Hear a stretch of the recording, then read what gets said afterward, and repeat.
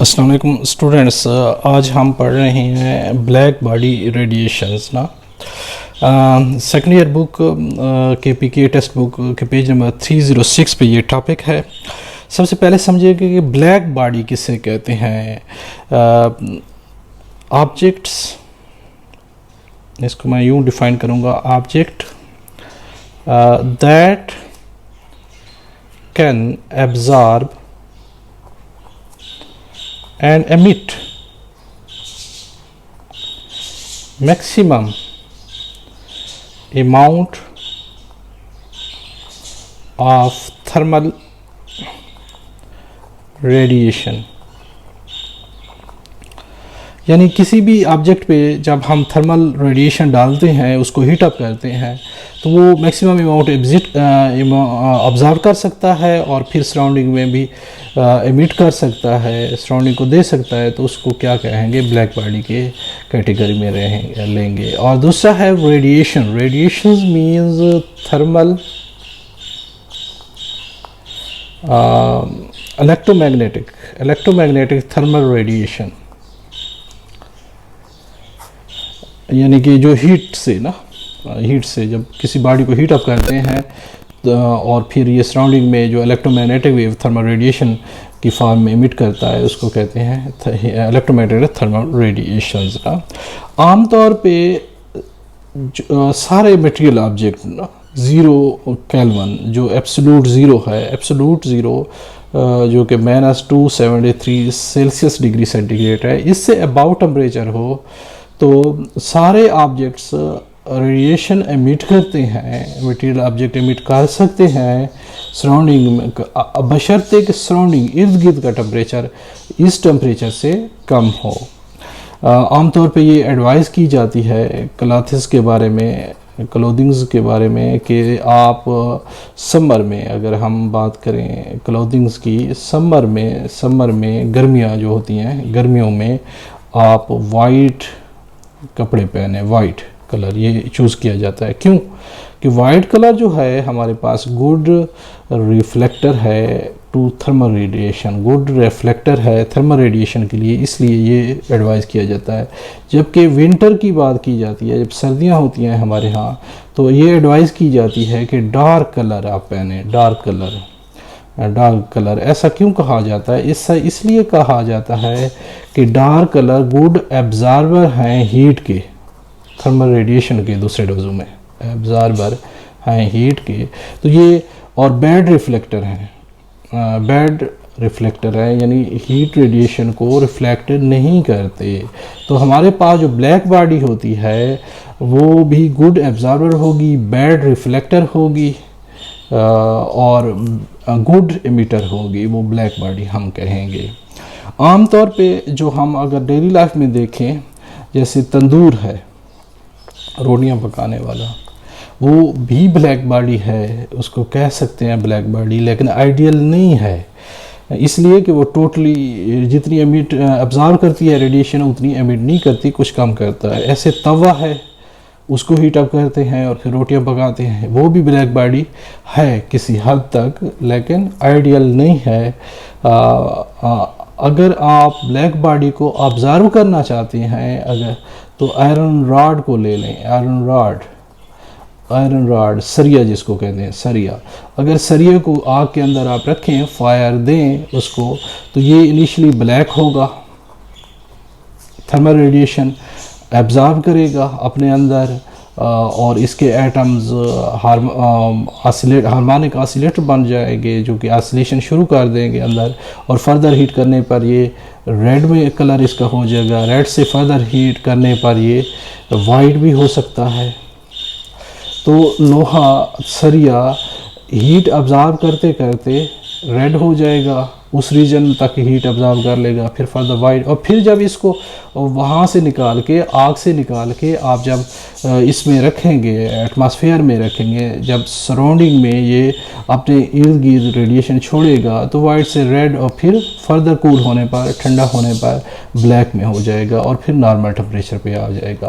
तो सरिया ने क्या किया, रॉड ने क्या किया, जब आपने आग में रखा तो इसने रेडिएशन एब्जॉर्ब की, थर्मल रेडिएशन एब्जॉर्ब की, ब्लैक से रेड में चेंज हुआ और उस रीजन की जो है ना रेड कलर की रेड वेवलेंथ की लाइट तक एब्जॉर्ब कर गया, तो उसमें हमें रेड नज़र आने लगा। फर्दर जो वेवलेंथ की एब्जॉर्ब की तो ये वाइट तक चला गया और इसका टेम्परेचर उसके मुताबिक हो गया, करस्पॉन्डिंग हो गया उस वेवलेंथ की। और जब इसको फिर वहाँ से उठा के हमने एटमॉस्फेयर में रखा, बाहर रखा, तो इसने रेडिएशन पहले वाइट कलर की रीजन में एमिट की, फिर रेड में, और फर्दर कूल होने पर ये ब्लैक हो गया। और ब्लैक से कुछ देर पहले ये इंफ्रारेड भी रेडिएशन एमिट कर रहा था। अगर परफेक्ट ब्लैक बॉडी हम देखते हैं तो वो ब्लैक होल हैं। ब्लैक होल्स जो है ना वो परफेक्ट ब्लैक बॉडी है, जो कि वो कर रहे हैं तकरीबन जितनी रेडिएशन है वो फुली एब्जॉर्ब कर रहे हैं। बाकी कोई नहीं है, कोई आइडियल हमारे पास कोई भी ब्लैक बॉडी नहीं है।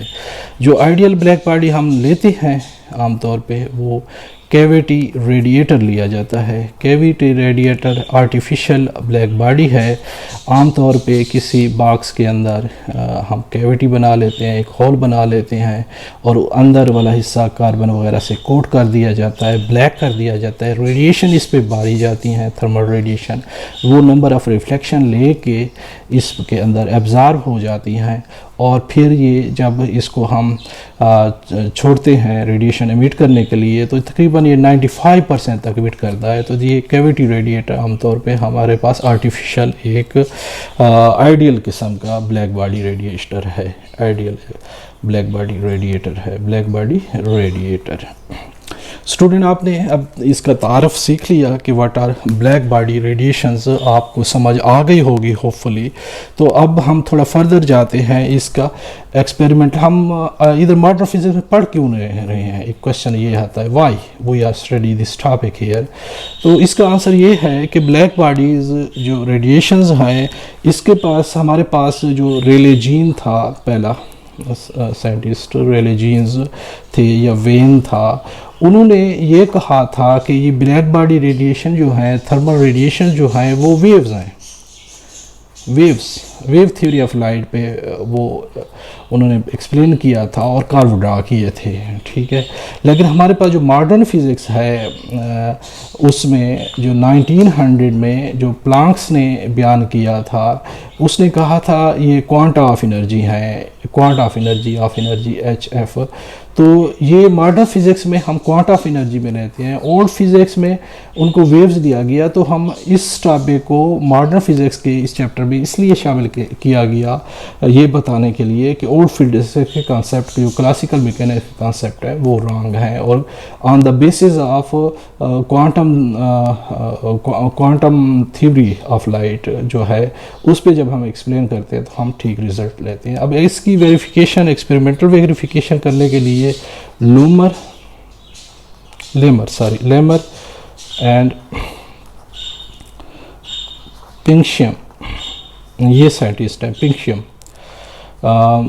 उन्होंने इनकी जो क्या है इंटेंसिटी ब्लैक बॉडी की और वेवलेंथ ऑफ ब्लैक बॉडी जो है ना रेडिएटर की मेजर्ड, ठीक है, intensity of and wavelength measure की, उन्होंने एक्सपेरिमेंटली मेजर्ड की कब 1894 में इन्होंने एक्सपेरिमेंट किए। तो लूमर और इसने, और उसके लिए उनको ने ग्राफिकल रिप्रेजेंटेशन की इस डेटे की। अगर हम उसके ग्राफ को देखें, हमारे पास ये एक ग्राफ है, उसका मेरे पास ऑलरेडी मैंने प्रिंट निकाला हुआ है आपको समझाने के लिए। तो लूमर और इनके जो ग्राफिकल डेटा है, वाई एक्सिस पे अगर आप ले लें वेवलेंथ नैनोमीटर में 100, 500, 1000 एंड सो ऑन, और इधर इस एक्सेस पे वेवलेंथ को ले लेते हैं और वाई एक्सेस पे आप रेडिएटेड पावर को ले लें, तो आप देखते हैं कि जब ब्लैक बॉडी को थर्मल रेडिएटर, इसको कैविटी रेडिएटर को गर्म किया गया 3000 केल्विन तक, तो उसने ये कर दिया। जब इसको 4000 तक, तो इसने ये कर दिया। और जब 5000 तक इसको गर्म किया गया और रेडिएशन एमिट की गई और उनको स्टडी किया गया, तो ये 5000 केल्विन पे ये कर्व इसका बन रहा है। और जब 6000 तक गर्म किया तो इसने ये कर्व दिया।